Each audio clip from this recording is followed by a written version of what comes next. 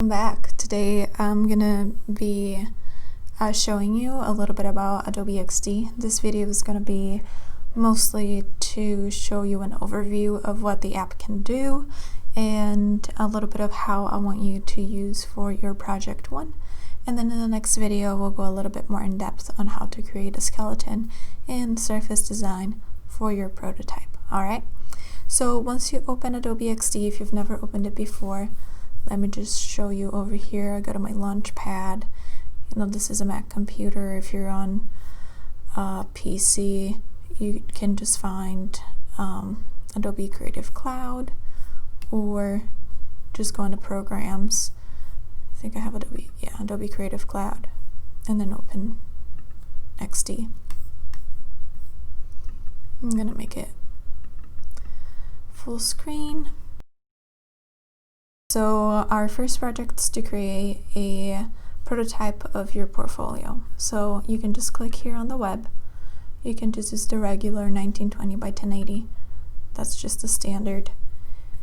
And it will launch that. So I'm gonna open that up.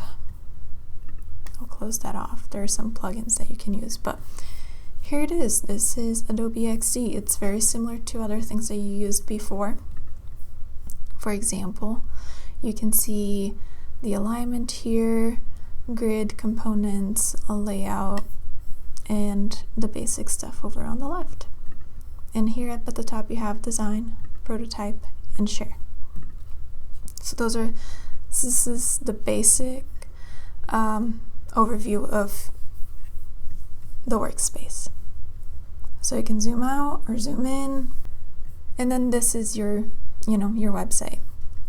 You can also create assets in other programs like Illustrator and Photoshop and bring them in through the CC libraries. I'll show that in the next one. But for now, we're going to focus on creating a skeleton for your portfolio website. So let's say that I want a background color. So for now, I'm just going to keep everything gray. And once I create a shape, here you can see many different options. So this is all for the border or stroke. I'll turn it off. I don't like having that. I will add a little bit of just like a darker gray, just so that when I'm designing the prototype, I know that that's going to be a different color.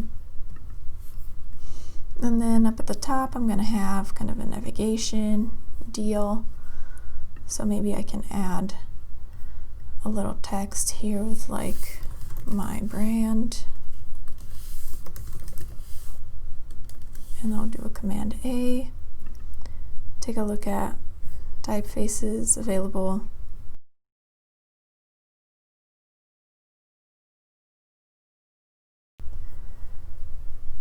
I want that to be condensed black, and the text I want it to be bigger than 20, so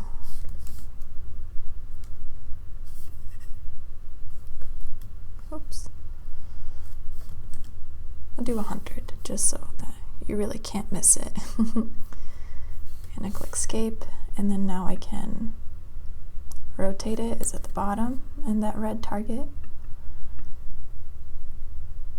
and the blue is where you move things around.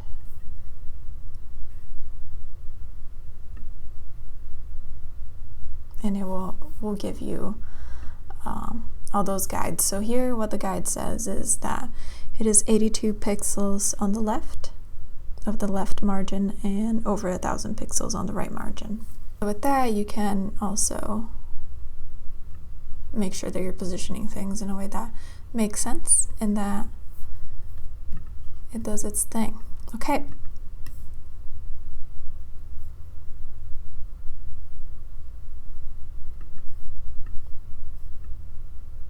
Oh, here's where you have the guides now. That's neat. Okay, so then that's how we can start building a grid. Keep the guides on the sides and turn on the grid on the on the layer. So I can click on the name here. I can also rename it as homepage.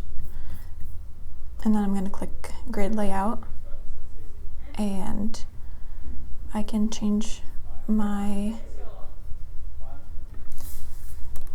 aspects here. So it's going to be 100 and 100 from one side to the other. Oh, this says 108, so that's why it didn't click. So now this grid fits within my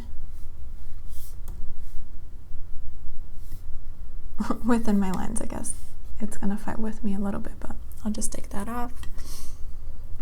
But I know that, you know, I shouldn't put anything outside of that margin just for safety reasons.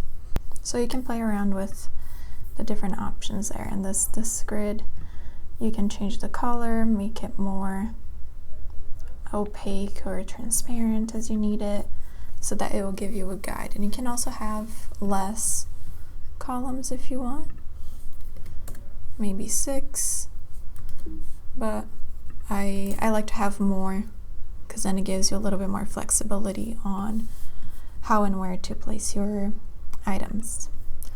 So perhaps here I'll have some navigation.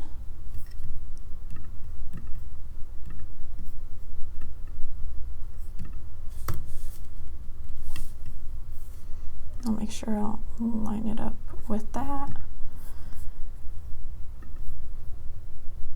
And then maybe here I can have a secondary navigation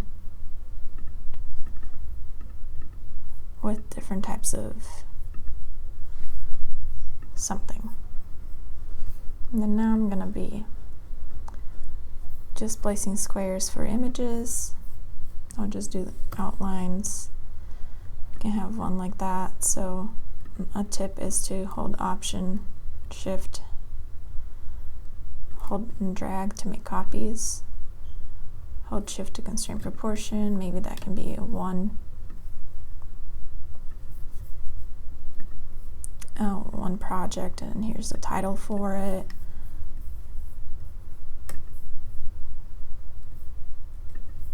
And then the body text. You know, you don't have to have all these things set up right now. So I'm just gonna do like a mock text. So just lines.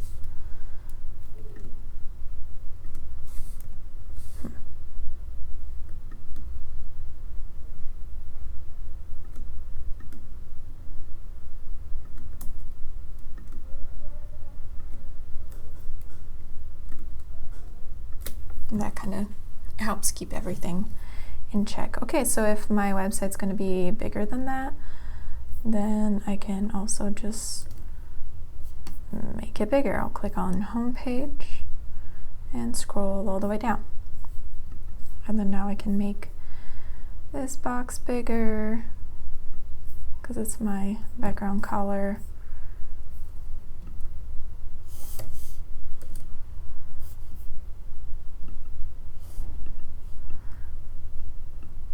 This is the height of the page. Just got to make sure all the background colors align.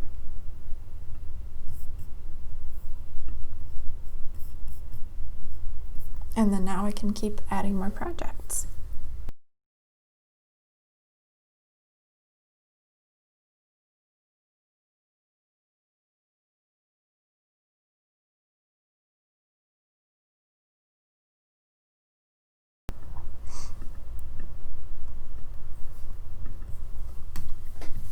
And then here you have your home page. So this will, you'll know how much space things will take. And then the next step will be changing all of these gray boxes to actual images.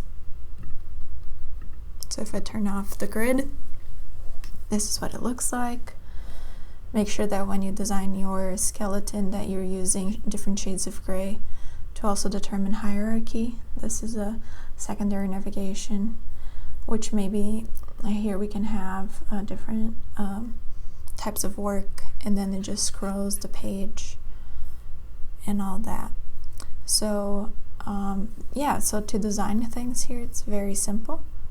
And you can also use the libraries from Creative Cloud and then bring your work in here through that. I can show you how to do that right now. So I'm gonna, let's say I want to make an actual brand stuff. You're not going to design your brand on Adobe XD, right? You design your brand on Illustrator. So I'm going to open Illustrator right now and quickly I'm just going to make a little symbol and put it on my Adobe Creative Cloud libraries. And I don't know if you're familiar with that yet, but if you're not, here's a little tidbit on how to get used to that. So I'm just going to open Letter here.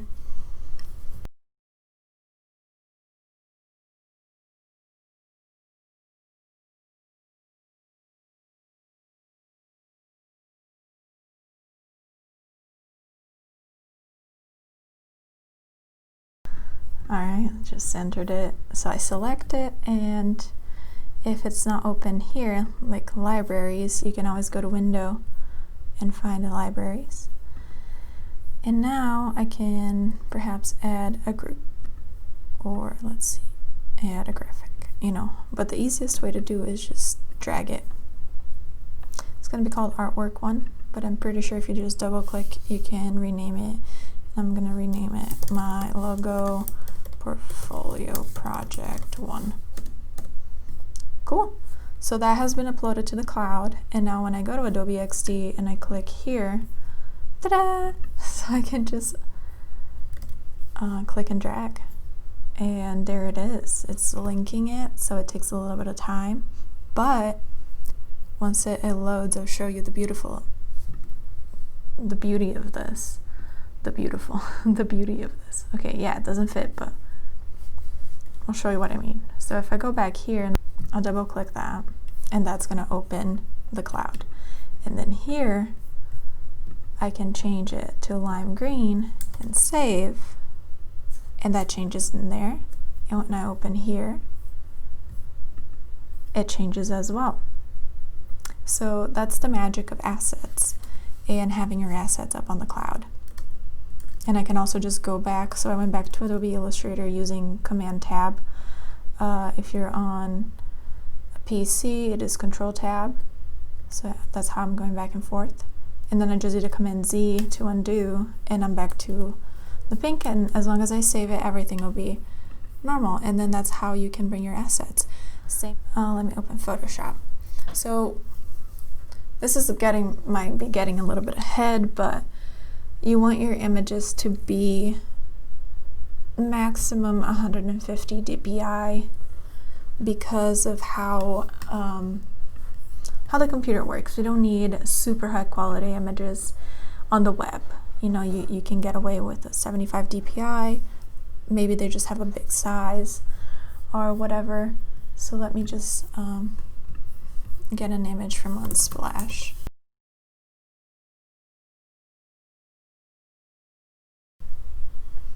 And I was making a GIF the other day, so let me turn off that timeline. Okay, so let me check out what are the specs in this image. Command Option I. This image is huge. It's 54 inches. That's just ginormous. Like you can see, like it's bigger than our website.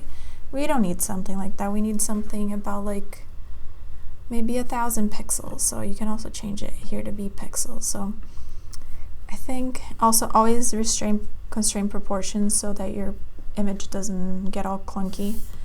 Let's do 1,000 pixels, because then I can have only one image, use it a little bit smaller, and then, you know, if I want people to be able to click on it and make it bigger, I have the already bigger image there. So do OK. That's gonna edit it and make it smaller. And you see that here the resolution 72 pixels per inch. That's perfect. That's perfect for the web. So I'm just going to save as on my computer as web. Let's see, how can I call this? Project 1 image web, because it has been improved for web. So I can either save it in JPEG, also GIFs. GIFs are web friendly. PNGs are web friendly as well. But JPEGs are perfectly fine. And so I'm going to save. Yeah, I just saved on my same downloads folder. Because then we can still go back here and go to File, Import. I'm going to go to my downloads, Project Image Web, and then there.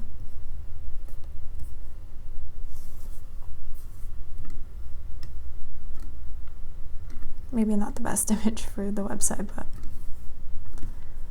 that's okay.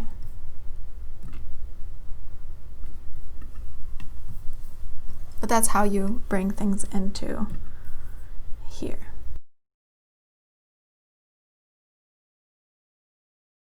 Image here, we could create some pretty neat things. Just go in here to create from image. I think this is fascinating, so I would say go explore, go have fun. All right, I'll leave you at that. This is already a long